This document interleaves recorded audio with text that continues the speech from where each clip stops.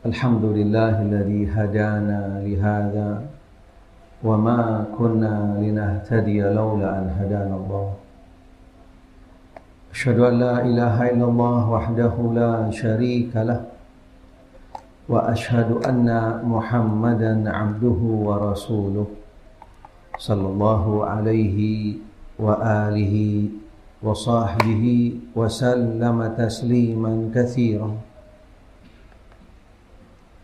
Subhanaka la ilma lana illa ma 'allamtana innaka antal alimul hakim.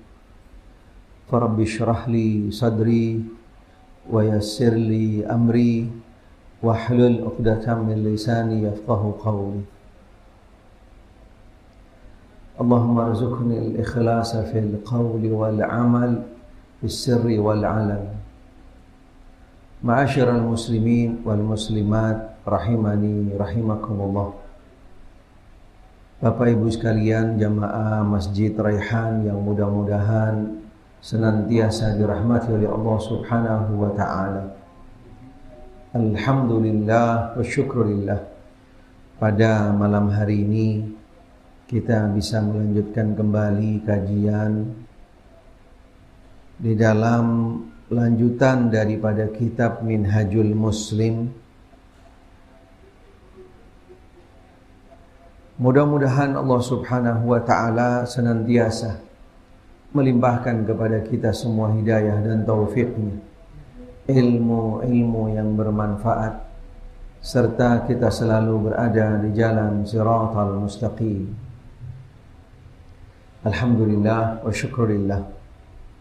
Pada malam hari ini insyaallah kita lanjutkan kembali masih di dalam bab, yaitu Kitabul Buyu', bab yang berkaitan dengan jual beli, bab muamalah yang juga disebut bab al-muamalah, yaitu bab jual beli, serta yang terkait di dalamnya dengan yaitu bentuk-bentuk transaksi, baik yang dikaitkan dengan yaitu pinjam meminjam atau beli cash, kredit dan seterusnya, masuk di dalam bab itu semuanya. Dan insya Allah kita sedikit demi sedikit, poin demi poin, bab demi bab kita akan lalui insya Allah. Karena ini termasuk salah satu daripada bab yang cukup panjang dan luas serta berkembang. Sehingga ada kitab lanjutan dari ini nanti mudah-mudahan kita juga pelajarin, yaitu halal dan haram di dalam muamalah kontemporer. Ditulis oleh salah seorang doktor. Beliau termasuk salah satu narasumber memang di bidangnya, yaitu di bidang jual beli, di bidang bisnis, di bidang muamalah. Insya Allah nanti bukunya kami juga akan share nanti. Mungkin bapak-bapak berminat untuk memilikinya, dan sebenarnya penting, termasuk beberapa pertanyaan yang pernah ditanya oleh Pak Tengku, insya Allah di sana dikupas tuntas di dalam kitab tersebut, serta bermacam-macam bentuk kontemporer yang ada sekarang di dalam transaksi, GoPay, kemudian GoFood, apapun bentuknya transaksinya, yaitu yang menggunakan uang atau yang menggunakan dengan di-scan digital dan seterusnya, semuanya dibahas. Walaupun mungkin kita keterbatasan waktu untuk semua dibahas, walaupun kita berusaha nanti pelan-pelan karena babnya sangat panjang sekali. Mudah-mudahan paling tidak nanti kita bisa coba seleksi dari beberapa bab-bab, poin-poin yang pokok, yang inti, yang utama, yang relevan, yang kita perlukan di dalam yaitu beberapa bentuk transaksi-transaksi insya Allah kita akan kenali, kita akan pelajari. Mudah-mudahan bisa menjadi sebuah wawasan, bekal, ilmu, panduan buat kita semua, sehingga intinya daripada setiap materi yang berkaitan dengan yaitu jual beli, bagaimana setiap dari kita benar-benar yaitu mendapatkan, baik sebagai penjual mendapatkan keuntungan dengan cara yang halal, dan pembeli bisa membeli barangnya dengan jalur yang sah, yang halal. Itu semua targetnya, tujuannya.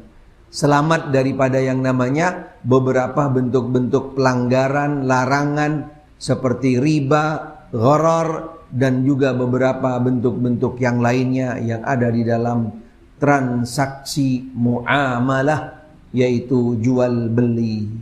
Karena Allah Subhanahu wa taala sebagaimana dalam pertemuan yang lalu kita sudah jelaskan, ahallallahu al-bai'a wa harrama riba. Sesungguhnya Allah taala mengharamkan segala macam bentuk riba. Bagaimanapun bentuknya, caranya, sedikit, sedang, apalagi banyak, yang kelihatan, yang tidak kelihatan, yang sifatnya adalah instan ataupun nanti kumulatif di belakang dan seterusnya. Ketika masuk di dalam yang namanya transaksi riba, termasuk daripada bentuk transaksi yang paling pertama, yang paling teratas, yang diharamkan karena ancamannya sangat besar. Dampaknya luar biasa, akan menghancurkan daripada seluruh harta yang halal yang kita miliki, bahkan sampai akan berdampak daripada amal-amal soleh, ketaatan yang kita lakukan akan bisa rontok, dan sampai pada akhirnya amal yang kita lakukan akan mentok, akan terpending, bahkan bisa sampai kepada titik yaitu ditolak karena dari yang kita makan, yang kita gunakan, atau yang kita masih terlibat di dalamnya ada unsur-unsur riba. Na'udzubillah min dzalik. Poin yang selanjutnya setelah beberapa poin yang kita lalui di dalam bab yaitu Kitabul Buyu' tentang disyariatkannya jual beli, dorongan dan anjuran untuk melakukan yaitu berusaha dengan cara yang benar, yang halal, serta boleh mencari kekayaan bagi orang yang bertakwa, sehingga bekali dirinya dulu dengan takwa, yaitu dengan ilmu. Tentunya seseorang akan bisa sempurna takwanya, imannya, kemudian silahkan untuk bisa yaitu mencari daripada yang namanya kekayaan. Kemudian anjuran agar bersikap bijak dalam mencari nafkah, tidak berlebih-lebihan dan juga tidak dengan segala cara, tapi pastinya dengan cara yang dihalalkan. Kemudian yang keenam, ini poin yang selanjutnya yang ada di dalam Kitabul Buyu' yang perlu diketahui, dipahami, dan dijadikan pegangan landasan bagi siapapun yang akan nantinya masuk di dalam transaksi jual beli. Anjuran untuk bersikap jujur dan waspada terhadap yang namanya dusta. Dijelaskan di dalam salah satu hadis sahih dari Hakim ibn Hizam dari Nabi sallallahu alaihi wa alihi wasallam, beliau bersabda, dua orang yang melakukan jual beli mempunyai hak khiyar, yaitu hak pilih antara membatalkan atau melanjutkan transaksi. Ini salah satu daripada bentuk sifatnya al-khiyar, yaitu majelis khiyar, di mana ada waktu, ada masa, ada durasi antara pembeli dengan penjual untuk tadi melakukan yang namanya yaitu pilih, memilih, kemudian mengecek barangnya sesuai atau tidak, ukurannya, jenisnya, warnanya, dan seterusnya. Karena pada waktu tersebut ketika kedua belah pihak ridha, berarti transaksi sah dan bisa dilanjutkan, dan yang didapat daripada kedua belah pihak akan menjadi sesuatu yang halal. Bahkan di dalam hadis yang lain, di dalam majelis khiyar tadi, ketika seseorang, yaitu selama mereka belum berpisah di dalam majelis tersebut, mereka jujur dan menjelaskan aib daripada barangnya, niscaya mereka berdua diberi berkah. Ketika di waktu majelis khiyar untuk saling menyampaikan sesuatu, dari penjual juga menyatakan barangnya apa adanya, nggak boleh ditutupin. Pembeli pun juga tidak boleh yang namanya berdusta, gitu kan? Setelah diukur misalnya 2 meter, bilangnya 1,5 meter. Subhanallah. Nggak boleh pembeli sampai mencari manfaat sepihak. Harus dengan apa adanya. Intinya ketika masing-masing, khususnya dari pembeli, dari penjual yang memiliki barang, tidak boleh menutupi daripada kekurangan atau ciri atau sesuatu yang tidak sempurna daripada barang dagangannya. Apa dampaknya? Yaitu jika mereka menyembunyikan aib daripada barangnya dan berdusta, niscaya barokah. Barokah. Apa kalimat barokah? Sering kita dengar berkah, berkah, barokah, barokah, gitu kan? Subhanallah. Pernah kami jelaskan juga di dalam bab tentang Al-Quranul Karim, dan juga tentang beberapa bab yang lainnya yang terkait dengan masalah al-barakah. Maknanya, artinya yang tepat, yang benar adalah al-khairul katsirud daim. Sesuatu yang sifatnya akan membawa kebaikan yang banyak dan terus menerus. Itu berkah, itu barokah. Sehingga ketika seseorang di dalam melakukan transaksinya tersebut sesuai jalur, sesuai jalan, sesuai dengan tuntunan, yaitu apa adanya, tidak berdusta, tidak menutupin, dan seterusnya, akan membawa daripada barang dagangannya, hasil daripada jualannya, akan membawa kebaikan bagi si pemiliknya. Bahkan kebaikannya akan terus menerus dia rasakan. Dari setiap yang dia dapat, walaupun sedikit, karena ada keberkahan di dalamnya, benar-benar manfaat. Cukup belikan ini, cukup itu, dan seterusnya. Subhanallah. Walaupun sedikit, tapi berkah, itu pastinya yang akan membawa kebaikan, manfaat bagi penjual khususnya. Tetapi, wa in katama wa kadhiba muhiqat barakatu bai'ihima. Jika menyembunyikan aib barangnya dan berdusta, niscaya barokah jual beli mereka akan dihapus, hilang.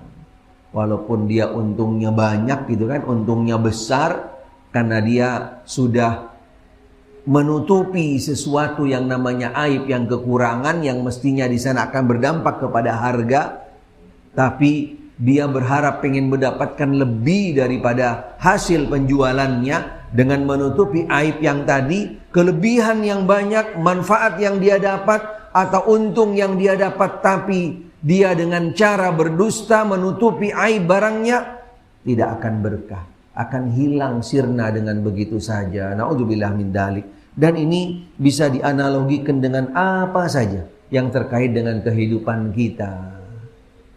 Ketika kita ingin mendapatkan yang namanya keberkahan, kebaikan yang banyak, yang luas, yang terus berlanjut, sehingga hendaknya kita menjaga yang namanya kejujuran, menjaga agar bagaimana setiap dari kita berjalan di atas jalan yang diridhoi oleh Allah Ta'ala, menjauhi daripada hal-hal yang akan mendatangkan murka Allah Subhanahu wa Ta'ala, sehingga kehidupan kita di dunia akan membawa keberkahan.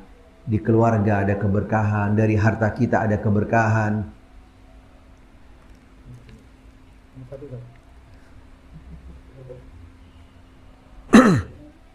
Sehingga ketika kita benar-benar menjaga dari segala sesuatu yang menyimpang dari agama, akan mendatangkan keberkahan, yaitu manfaat, kebaikan yang sifatnya terus menerus.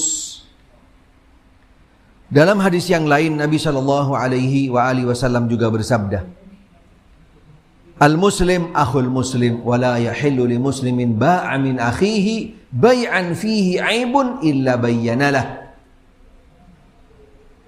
Dari Uqbah ibn Amir, beliau berkata, Rasulullah SAW bersabda, orang Muslim adalah saudara bagi Muslim yang lain.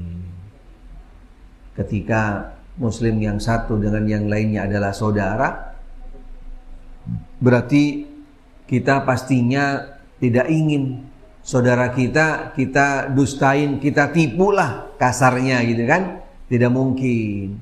Karena mereka adalah saudara kita, saudara kita, sehingga kita harus menyampaikan apa adanya, menyampaikan apa adanya ketika dalam jual beli, dalam apa saja. Tidak boleh dalam yaitu menutupi atau bahkan berdusta.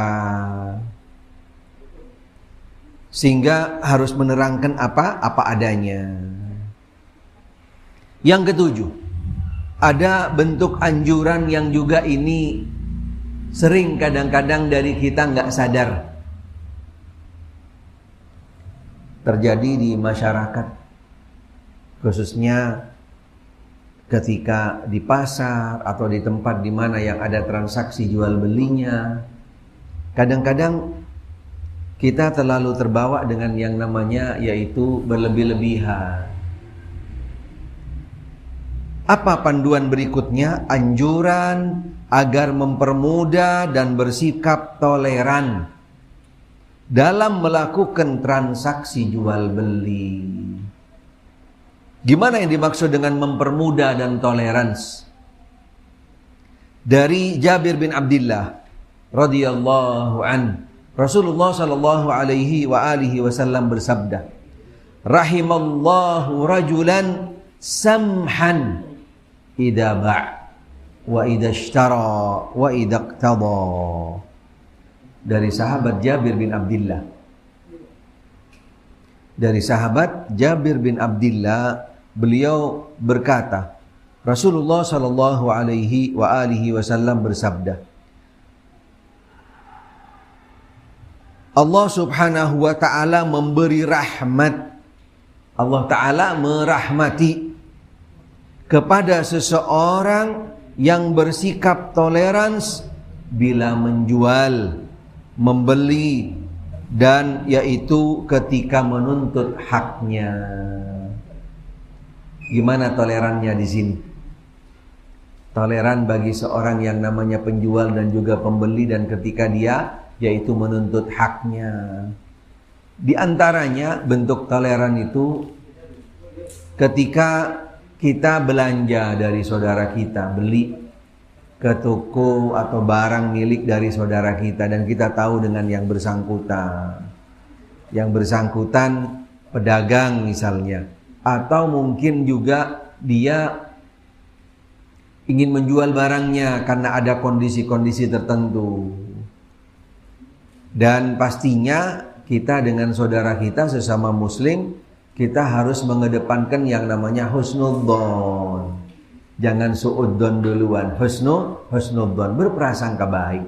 Sehingga ketika kita beli barang dari saudara kita, baik dia karena ada sesuatu atau mungkin karena dia memang termasuk yaitu pedagang, kita itu harus samhan.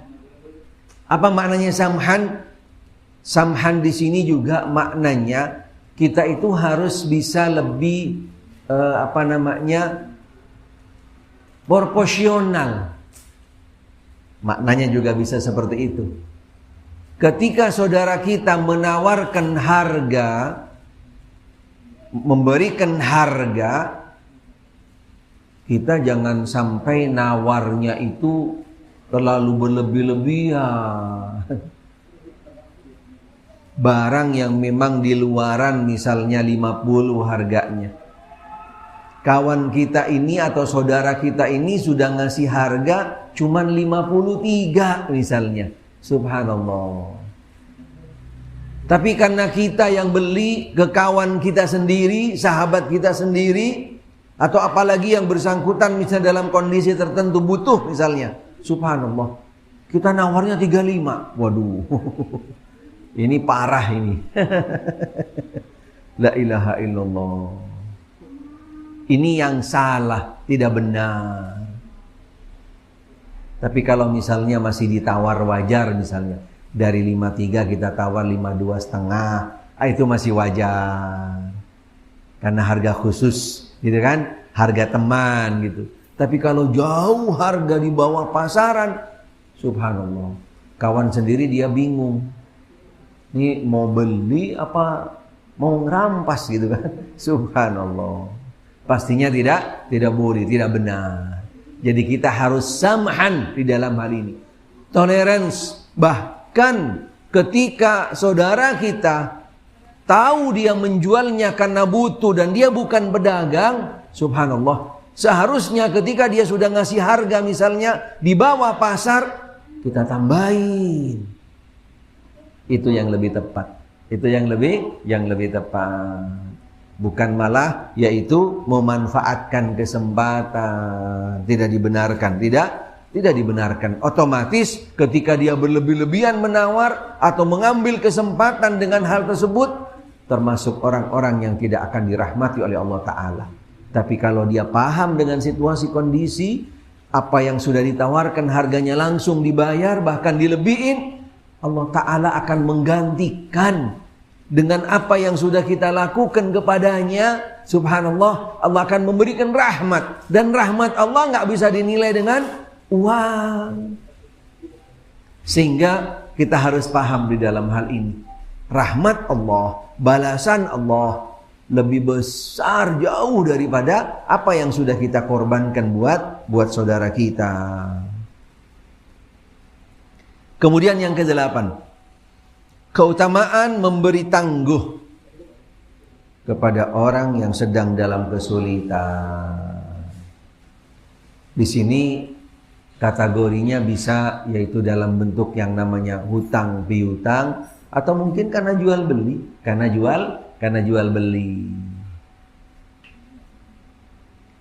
Salah satu hadis dari sahabat Abi Hurairah radhiyallahu anhu, anin Nabi sallallahu alaihi wa alihi wasallam,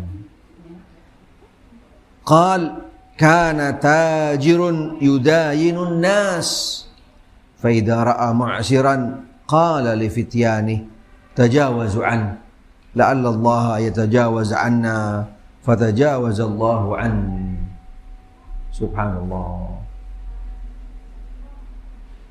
Dari sahabat Abu Hurairah, mudah-mudahan Allah meridhoinya, Nabi sallallahu alaihi wa alihi wasallam bersabda, pernah ada seseorang, yaitu seorang pedagang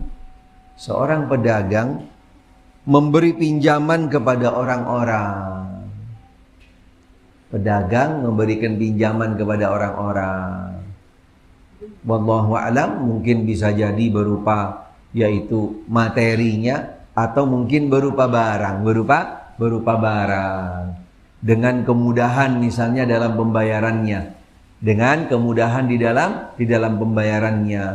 Seberapa punya itu kan, semampu ente bayarnya, masya Allah.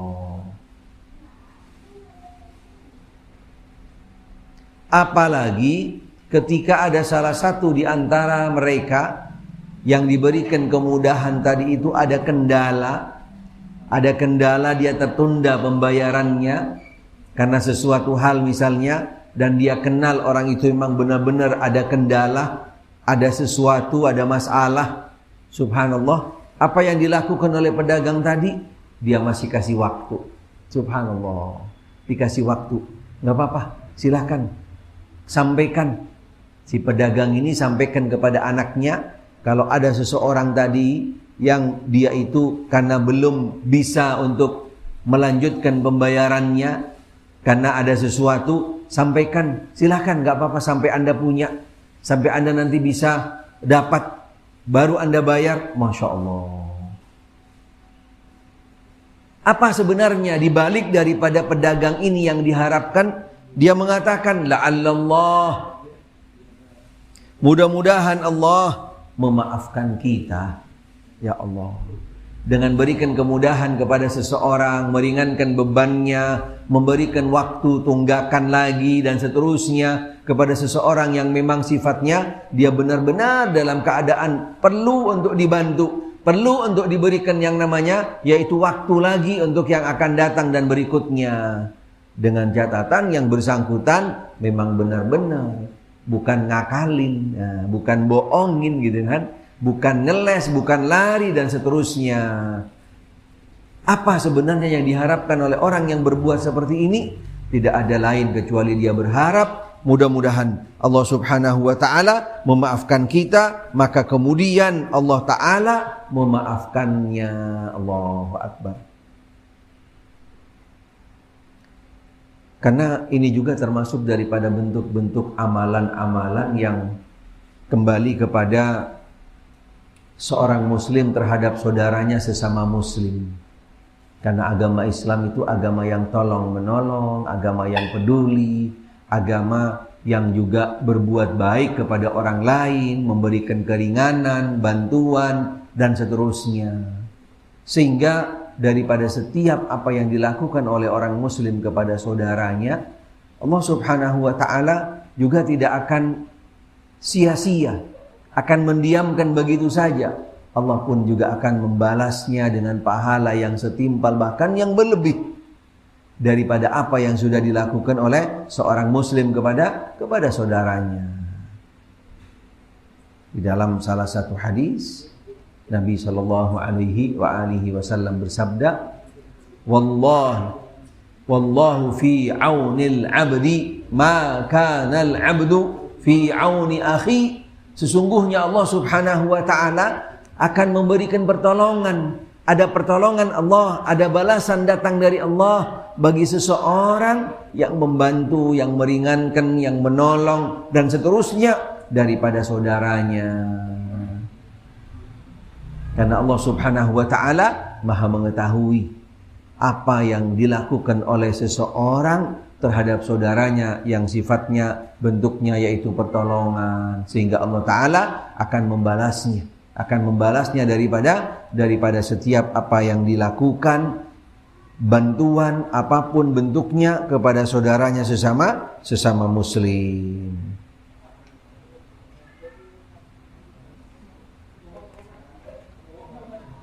Kemudian yang berikutnya masih di dalam bentuk yaitu bekal, panduan-panduan, arahan-arahan bagi seseorang, yaitu di dalam jual beli, di dalam transaksi.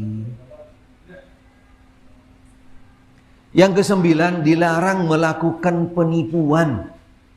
Kalau tadi berdusta, ditutupin, yang aib dibilang bagus. Barang sudah ada cirinya, ada rusaknya atau bukan aslinya, ditutupin. Tapi kalau di sini yaitu dengan penipuan. Dan ini juga banyak bentuknya. Penipuan-penipuan yang ada yaitu di dalam dunia transaksi jual beli. Sehingga di dalam salah satu hadis dari sahabat Abi Hurairah, beliau berkata, mudah-mudahan Allah meridhoinya, marra Rasulullah sallallahu alaihi wasallam bi rajulin yabi'u ta'aman fa adkhala yadahu fihi fa idha huwa maghshush. Faqala Rasulullah sallallahu alaihi wasallam, laisa minna man ghash. Ya Allah. Dari sahabat Abu Hurairah, mudah-mudahan Allah meridhoinya, beliau berkata, satu hari Rasul sallallahu alaihi wasallam melewati salah seorang pedagang sedang menjual makanan. pedagang menjual makanan.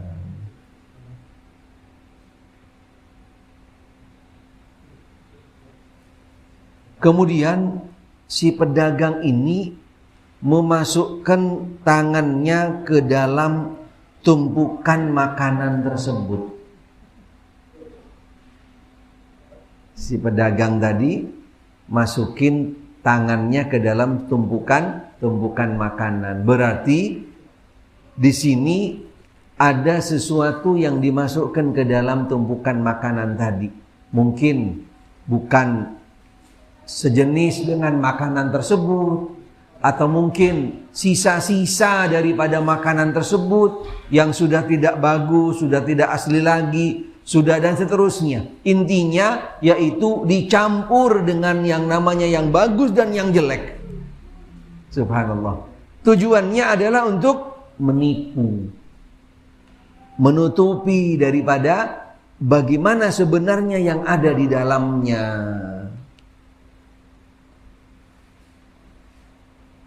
Ternyata makanan tersebut sudah dicampur, sudah dicampur.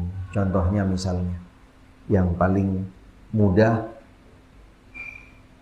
seperti penjual beras. Yang kelas A dicampur sama yang B. Yang beli kan gak semuanya paham kadang kan. Subhanallah. Di sini dituntut seorang yang namanya pedagang untuk jujur. Karena seperti yang kami jelaskan di dalam pertemuan sebelumnya, Nabi SAW pernah bersabda dalam salah satu hadis bahwasanya pedagang yang jujur, subhanallah, jujur, pedagang yang jujur apa adanya. Tipe A, asli, campuran, subhanallah, apa adanya. Dan dia selalu menjaga daripada yang namanya dagangannya, daripada hal-hal yang sifatnya yaitu tidak sesuai dengan faktanya. Dan bisa jadi orang tersebut adalah pedagang yang jujur. Nabi katakan akan bersamaku nanti di dalam syurga. Sallallahu alaihi wasallam. Dan ini sebuah pahala, janji, kedudukan yang sangat besar, tidak mudah didapat karena tantangannya sangat besar. Rintangannya, godaannya juga sangat berat. Contoh yang lain misalnya, pedagang madu. Subhanallah.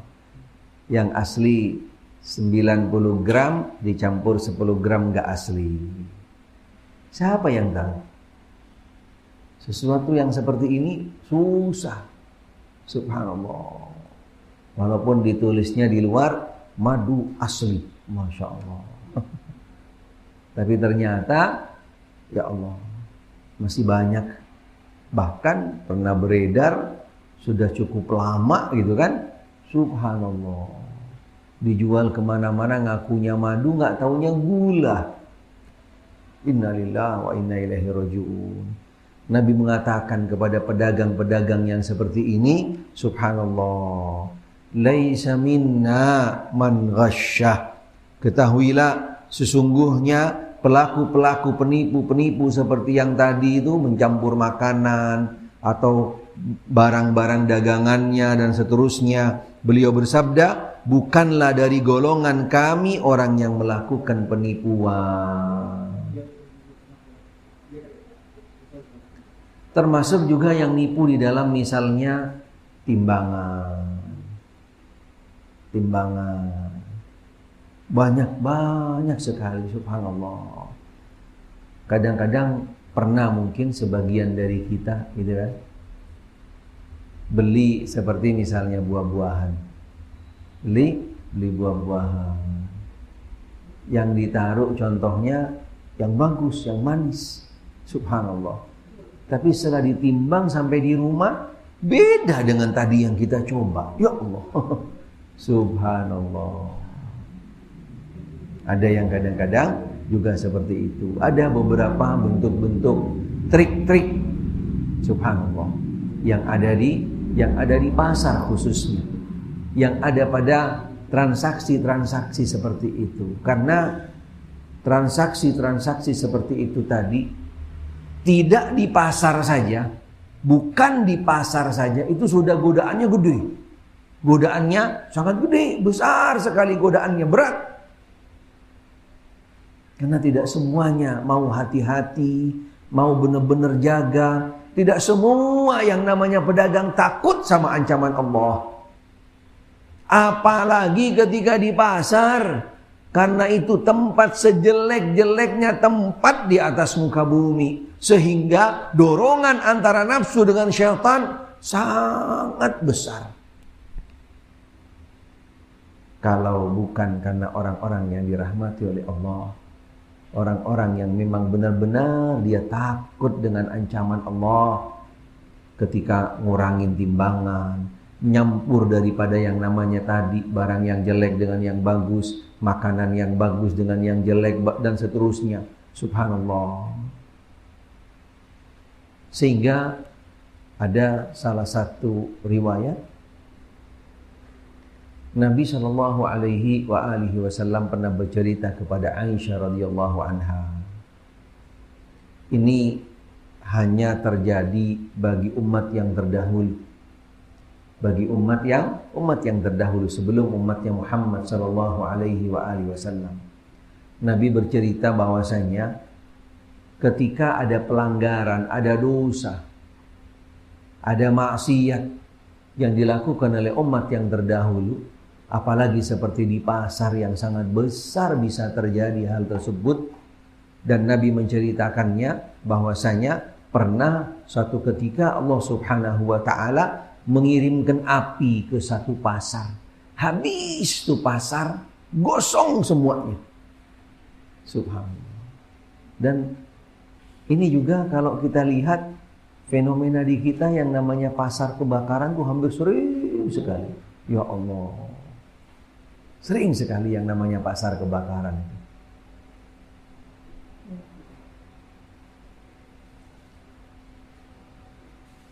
Kemudian Aisyah radhiyallahu anha berkata kepada Nabi SAW, "Ya Rasulullah, bukankah di pasar tadi itu masih ada orang baik? Gak semuanya jelek gitu kan? Tidak semuanya jelek."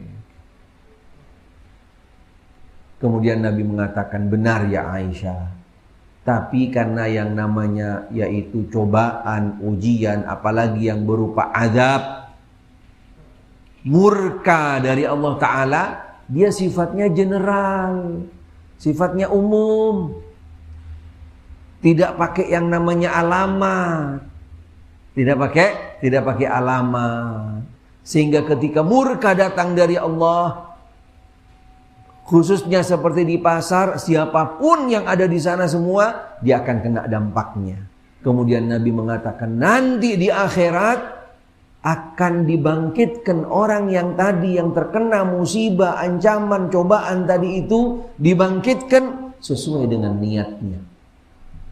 Kalau dia memang datang ke pasar bukan untuk nipu, dia datang ke pasar memang untuk benar-benar orang baik, orang ingin belanja atau ingin dagang dengan yang benar, atau mungkin cuma melintas dan seterusnya, tapi bersamaan dengan datangnya azab, murka, peringatan Allah, nanti Allah di akhirat akan membangkitkannya sesuai dengan niat dia ketika akan masuk ke pasar atau ketika berada di pasar. Karena yang akan membedakan adalah niat masing-masing. Walaupun pastinya tidak semua di pasar itu adalah orang jelek, tidak. Tetapi hampir cukup banyak. Karena yang ada di pasar atau pasar tersebut salah satu tempat yang paling jelek yang ada di atas muka bumi. Kemudian Nabi SAW juga menjelaskan di dalam panduan yang lain yang masih juga berkaitan dengan yaitu jual beli. Selain tadi akan berdampak hilangnya keberkahan, baik dengan cara-cara tadi yaitu menutupin daripada kejelekan aib, atau dengan cara dagangannya dengan menipu. Kemudian Nabi Shallallahu Alaihi Wasallam mengajarkan tentang ada beberapa yaitu kondisi-kondisi atau waktu-waktu tertentu yang akan membuat seseorang itu akan mendapatkan keberkahan dari Allah Subhanahu wa taala. Kalau jujur udah pasti. Jujur, kemudian dia tadi toleran di dalam berjual beli dan seterusnya.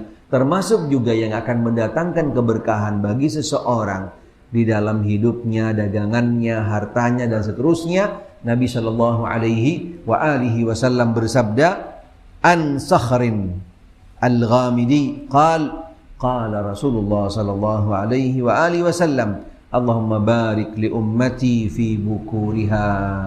Dari Sakhr al-Ghamidi bahwa Rasulullah Shallallahu Alaihi Wasallam bersabda, "Ya Allah, berilah keberkahan kepada umatku pada apa yang mereka kerjakan di pagi hari."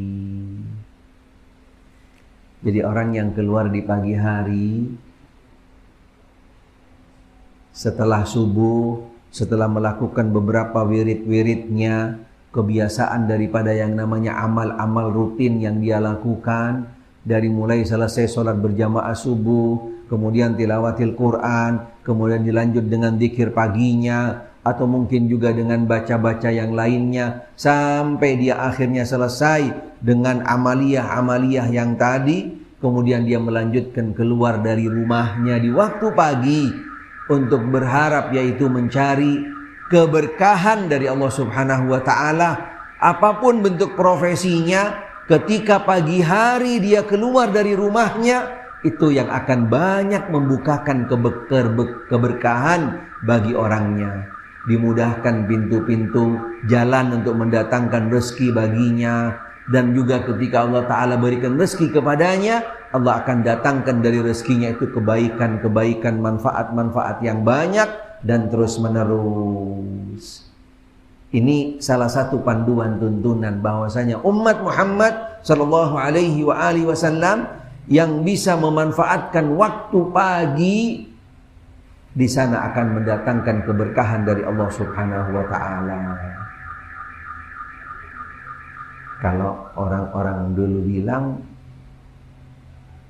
keluar pagi hari sebelum rezekinya atau keberkahannya dipatok ayam katanya. Subhanallah. Karena kalau pakai ditunda dulu, apalagi kadang-kadang dengan aktivitas-aktivitas yang lain, atau mungkin kadang-kadang kalau dia tidak ada halangan dan seterusnya, dia malah tidur gitu kan, siang baru keluar, udah hilang, udah lewat itu keberkahan.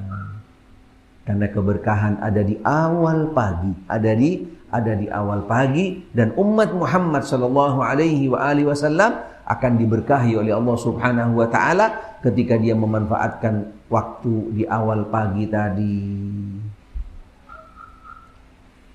Kemudian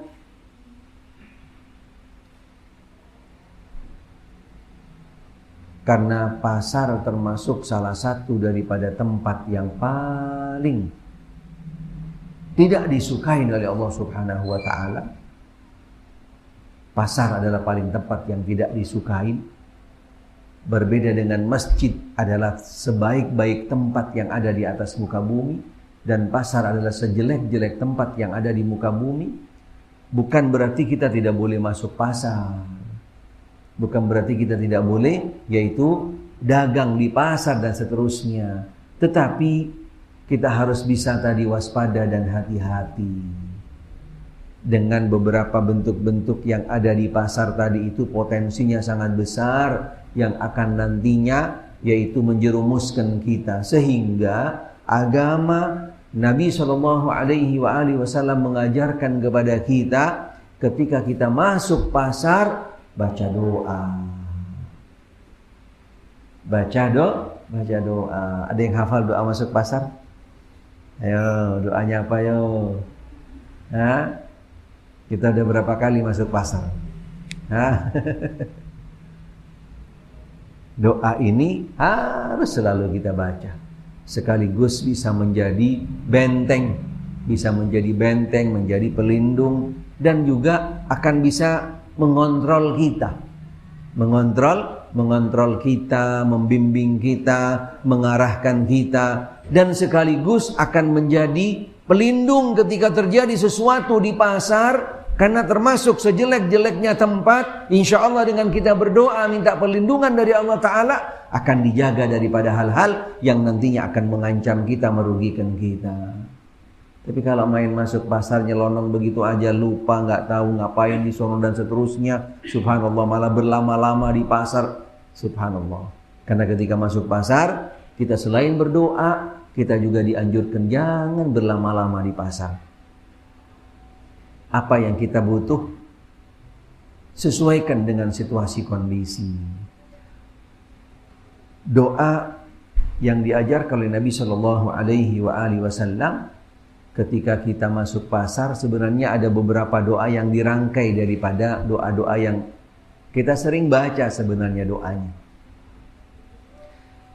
Dijelaskan di dalam salah satu hadis dari putra Abdullah ibn Umar, cucunya Umar bin Khattab radhiyallahu an.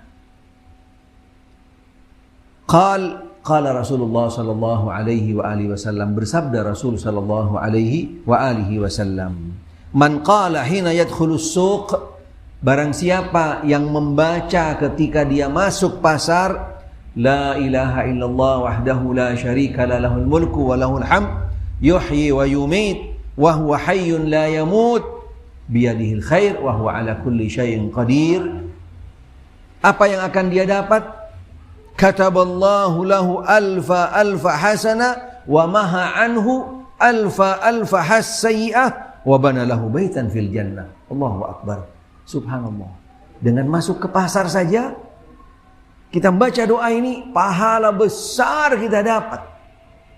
Nabi mengatakan barang siapa membaca doa yang tadi,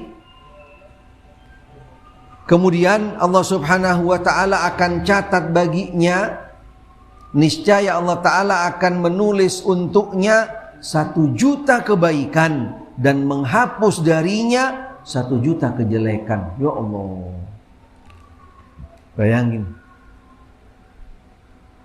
kita masuk ke pasar membaca doa yang tadi, la ilaha illallah wahdahu la syarikalah lahul mulku wa lahul hamdu wa huwa ala kulli syai'in qadir hayyun la yamut aw wa huwa hayyun la yamut biyadihil khair wa huwa ala kulli syai'in qadir. Dengan membaca doa tadi, Allah Subhanahu wa ta'ala akan catat kebaikan kepada kita 1 juta kebaikan dan sekaligus menghapus daripada 1 juta kejelekan. Baik, kita dengarkan adzan. Wallahu a'lam. Bismillah. Lanjutkan kembali. Poin yang berikutnya,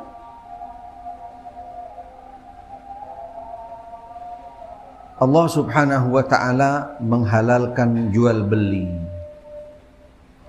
Prinsip-prinsipnya boleh melakukan kegiatan jual beli apa saja dalam segala bentuk jual beli selama didasarkan pada sikap sama-sama ridha dari kedua belah pihak dan selama tidak dilarang oleh Allah dan Rasulnya. Apa saja, mau jualan apa saja, baik yang sifatnya mau kecil, mau sedang, mau besar gitu kan, barang yang sifatnya mungkin cuman nilainya biasa-biasa saja atau fantastis dan seterusnya, dengan catatan setiap muslim di dalam melakukan yang namanya jual beli harus berjalan di atas panduan tuntunan yang datang dari Allah dan Rasulnya. Yang pokok, yang inti, yang pertama adalah adanya keridhaan daripada kedua belah pihak. Ada keridhaan daripada kedua belah pihak ketika keluar daripada yang namanya majelis al-khiyar. Majelis al-khiyar yaitu majelis transaksi yang masih boleh di dalamnya untuk tukar, memilih, memilah, ngecek dan seterusnya sebelum keluar daripada majelis tersebut. Tapi ketika keluar daripada majelis tersebut berarti sudah selesai yang namanya yaitu transaksi, dan itu ada kesepakatan-kesepakatan yang lain. Yang kedua adalah dengan cara dan juga barang yang dijual harus juga sesuai dengan tuntunan yang ada di dalam agama. Poin yang selanjutnya, setelah kita sudah lalui beberapa poin, kurang lebih ada sekitar 11 poin. Yang terakhir tadi tentang masalah doa masuk pasar, panduan, tuntunan, arahan, bimbingan di dalam yaitu melakukan yang namanya transaksi jual beli. Kemudian kita masuk kepada poin yang berikutnya tentang beberapa bentuk-bentuk jual beli yang terlarang. Jual beli yang terlarang, yaitu sifatnya belum masuk kepada barangnya, belum masuk kepada barangnya, model transaksinya. Yang ini nanti akan dijelaskan satu persatu, dan ini juga cukup banyak bentuknya, cukup banyak bentuknya daripada bentuk-bentuk transaksi yang dilarang. Yang pertama, jual beli secara gharar. Jual beli secara gharar. Apa itu gharar? Yang tidak jelas sifatnya. Mungkin bisa dimaknakan, didekatkan maknanya itu yang sering kita dengar biasanya bahasa-bahasa di pasar, atau mungkin yang masih juga beredar familiar di orang-orang yang melakukan transaksi jual beli, istilahnya beli kucing dalam karung. Beli kucing dalam, kelihatan nggak barangnya? Nggak kelihatan. Kucing apa tikus gitu kan? Atau hamster misalnya, atau ular, nggak kelihatan karena dia terselubung, tidak jelas, tidak nampak kriterianya, apanya, jumlahnya, dan seterusnya. Ini termasuk salah satu daripada bentuk, yaitu bentuk transaksi yang dilarang di dalam agama karena tidak adanya kejelasan tadi, tidak adanya kejelasan. Hadis ini menjadi pokok, menjadi prinsip dari segala macam bentuk yang namanya yaitu jual beli transaksi yang dilarang. Hampir biasanya dia itu akan muaranya ke sini karena tidak ada kejelasan. Karena tadi dijelaskan bahwasanya setiap transaksi jual beli yang akan akhirnya mengantarkan kepada sesuatu yang halal, yang benar, adanya keridhaan kedua belah pihak. Kalau model transaksi seperti ini, bagaimana ridho pembeli kalau nggak jelas? Sehingga keluar daripada konsep awal yang mendasar yang ada di dalam jual beli.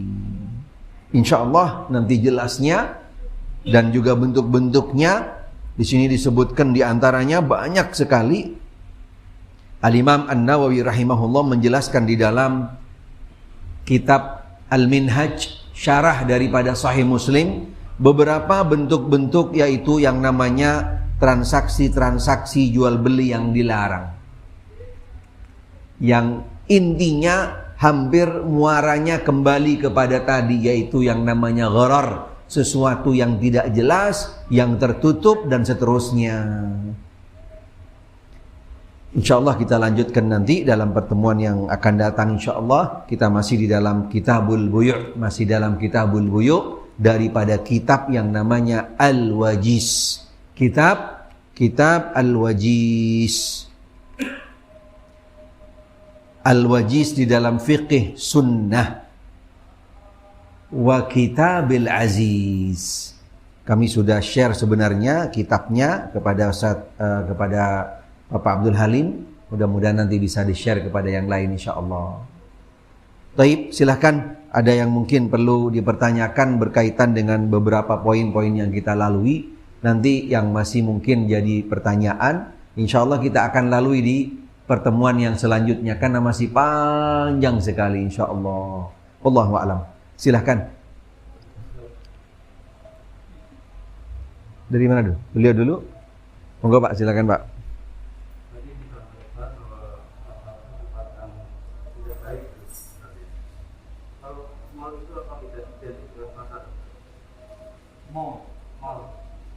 Oh, mall. Iya. Baik. Jazakallah khair. Naam. Mudah-mudahan Allah Subhanahu wa taala berikan hidayah dan taufik bagi penanya khususnya dan juga buat kita semua. Wallahu a'lam. Ketika kita lihat kriteria yang ada di pasar itu transaksi jual beli. Ya, ada barang, ada toko, ada penjual, ada pembeli, dan seterusnya. Kira-kira di mall ada nggak yang seperti itu, Pak? Berarti sifat-sifatnya, kriterianya, spesifikasinya yang ada di pasar dengan di mall hampir mendekati semuanya. Walaupun mungkin pembahasaannya sekarang jadi mall, itu kan bukan bahasa Indonesia sebenarnya, gitu kan? Gitu. Kalau boleh dengan bahasa Indonesia, yaitu pasar zaman sekarang. Wah, atau dengan nama lain pasar modern. Karena ini juga sesuai dengan sabda Nabi Shallallahu Alaihi Wasallam ketika mendekati kepada akhir zaman, mendekati kepada yang namanya yaitu akhir masa daripada perjalanan kehidupan dunia. Nabi mengatakan sallallahu alaihi wasallam akan nanti banyak yang namanya pasar-pasar berdiri dan satu dengan yang lainnya berdekatan. Subhanallah. Dari mana Nabi tahu ini, Pak? Hadis sahih. Dan ini termasuk salah satu daripada tanda-tanda hari kiamat. Mall kita dapetin sekarang cuma seberang-seberangan. Subhanallah. Apalagi kayak minimarket. Waduh. Saingan dempetan kiri kanan. Allahu Akbar. Intinya itu termasuk salah satu daripada yaitu tanda hari kiamat. Insya Allah mall juga termasuk salah satu daripada yang namanya pasar. Berarti kita juga sama ketika masuk mall, sama ketika masuk pasar, kita dianjurkan dengan membaca doa yang tadi. Bahkan salah satu yang lain, adab-adab masuk pasar atau mall tadi itu, kita harus tetap menjaga yang namanya adab-adabnya, menjaga yang namanya penglihatan kita, menjaga juga ketika di dalam kita menjaga lisan kita, dan banyak hal-hal yang harus kita jaga.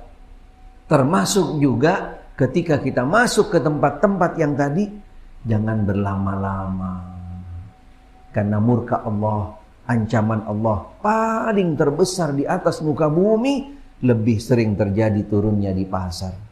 Baik yang namanya gempa lah, kebakaran lah, ataupun apa sajalah, sering terjadi yang jadi sasarannya adalah tempat-tempat yang tadi. Karena tempat-tempat yang tadi adalah sejelek-jelek tempat yang ada di atas muka bumi. Wallahu a'lam. Monggo Pak Teguh, silakan Pak. Saya hampir setiap hari ke pasar minggu. Iya. Pasar rakyat Pak ya? Iya. Nah. Karena saya ada usaha makanan. Baik. Nah. Saya hampir setiap hari ke sana. Masya Allah. Kemarin saya melihat bahwa transaksi dia timbang udang, daging, ada 3 tempat, semuanya riba. Allah. Kenapa saya bilang riba? Itu satu yang pertama. Timbangan langsung dia taruh berapa, setengah kilo, setengah kilo, batu setengah kilo langsung dia taruh. Nah, setelah dia kupas, sambil dia kupas kepala udang, saya ini lagi coba turunkan batu timbangan, sok langsung di dalam wadahnya itu, Iya, Pak. turun. Ini kenapa nggak sama? Ini belum masuk udang yang saya beli, ini sudah turun. Tidak seimbang. Allahu Akbar. Artinya apa? Sebenarnya Iya. itu mencuri. Ngomel dia karena malu gitu. Oh. Nggak jadi saya beli. Kalau di satu tempat lagi dekat dengan beliau, Bapak membeli Bapak dengan timbangan yang sama. Allahu Apa, Akbar. bentuknya sama, langsung Benar Pak, benar. di daging sama. Benar Pak, benar Pak. Waktu di daging saya jelasin, dia putar-putar alasannya, Pak saya cuma mau kasih tahu transaksi jual beli timbangan Bapak itu riba. Naam. Bukan ini saya lebihkan, beda. Bapak lebihkan artinya punya niat baik, lebihkan. Apa bedanya dia bilang? Beda. Sebelum Bapak masukkan daging, ini sudah berat. Allah. Artinya kalau Bapak tambah yang berat tadi Bapak tambah sama. Hanya ingin menyenangkan pembeli aja dia tambah. Maka analisa saya Iya. hanya menyenangkan pembeli dia tambah. Iya. Padahal ininya sama. Naam. Timbangannya sama. Iya. Nah, sebelum barang yang dibeli sudah turun Pak ini. Benar. Memang itu hampir cukup banyak ya di pasar Pak ya. Cukup banyak sekali, subhanallah. Itu masuk salah satu daripada ancaman Allah di dalam Al-Quranul Karim. Wailun lil mutaffifin. Wailun lil mutaffifin. Alladzina idza ktalu yastawfun. Wa idza kaluhum aw wazanuhum yukhsirun. Allahu Akbar. Allah Ta'ala mengingatkan di dalam Al-Quran. Wail, neraka wail. Bagi orang-orang yang ketika dia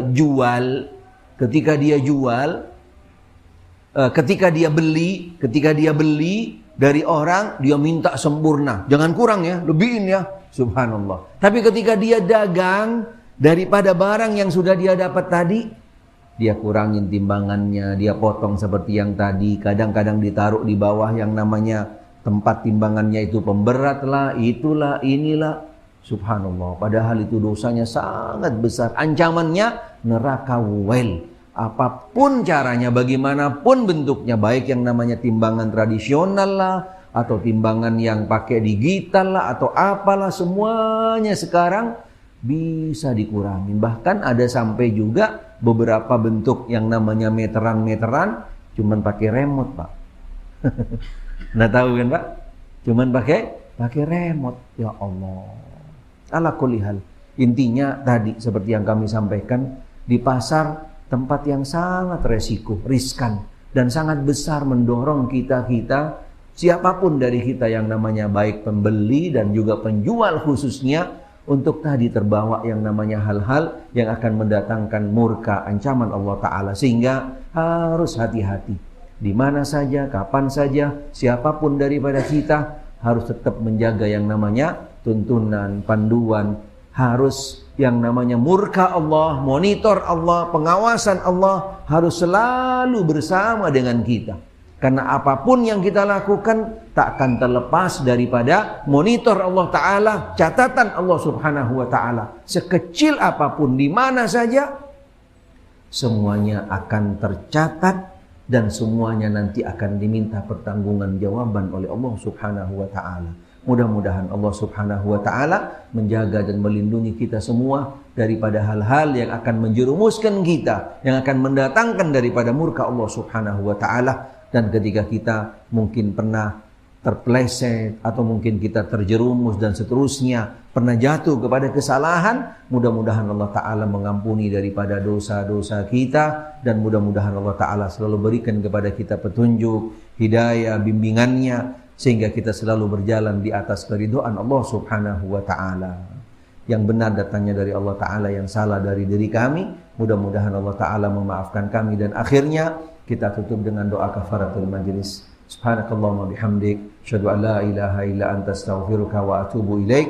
Wa sallallahu wa sallam ala Muhammadin wa alihi wa sahbihi wasallam. Walhamdulillahi rabbil alamin. Wassalamualaikum warahmatullahi wabarakatuh.